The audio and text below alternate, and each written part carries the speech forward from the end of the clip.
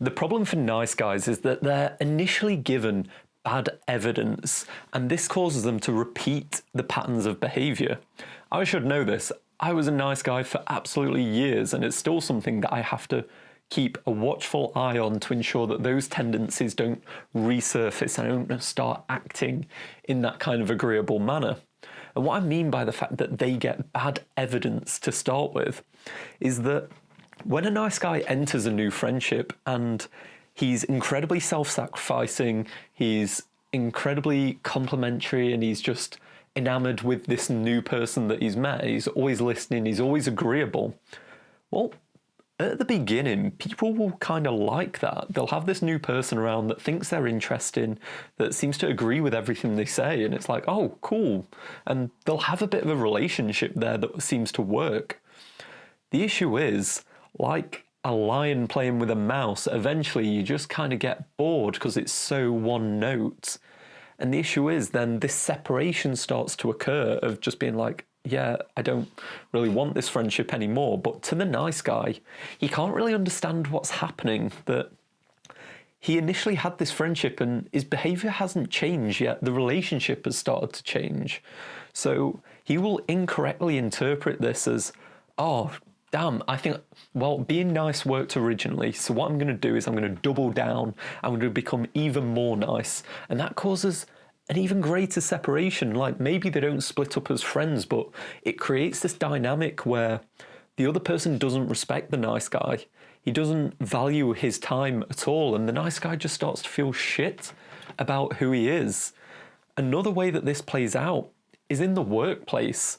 So because a nice guy is like, he's pretty agreeable, he's a really pretty good follower, but he's not a good leader.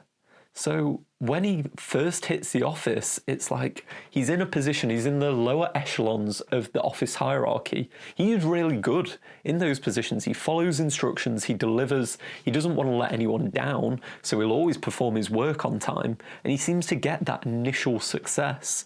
The issue is then when he gets promoted and he's in a position of management and maybe has to look after other people, his inability to deal with conflict and his desire for everyone to like him betrays him. So once again, he's in this situation where he initially got success through operating from this kind of nice guy framework, and now he's lost on what to do because what got him here originally is now failing him. And this is driven by something called the corresponsive principle, that the behaviour we're most comfortable with, we're more likely to repeat, which then makes us more comfortable with that behaviour, that creates this feedback loop. And this is what actually cultivates a hell of a lot of our own identity, that we have this sense of comfort, so we do that action. We act nice because it makes us feel comfortable, because that's all we've really known.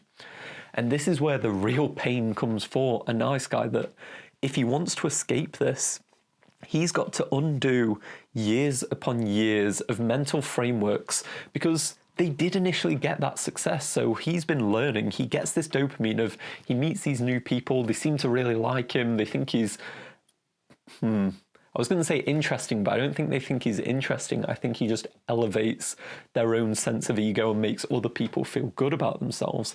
This even happens with girls, that if a girl has been around guys that she doesn't feel as respected that well, maybe they just weren't the best boyfriend, when she meets the nice guy, she's going to be really responsive to him just because he offers that difference, that thing that she's not felt before. And that same pattern plays out again, that he gets this initial dopamine kick of, oh my God, this person likes me, only for him to repeat the behavior, and her just to pull away and pull away. So if you're in that position where it's like, oh, you want to escape being a nice guy, but you've really struggled, this is why. It's not an easy thing, because if all you ever suffered was rejection from being a nice guy, I think our internal mechanism would learn to understand to reject this paradigm of being. But instead, because we get this initial kick, it creates this like chasing the dragon drug effect of, oh, but they really liked me for being nice at the beginning, so I just need to double down. I just need to chase after it some more.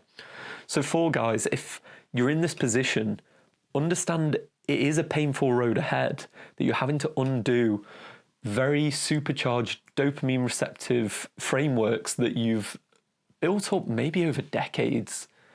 But unfortunately, the route out of this is to start undoing that and finding those boundaries.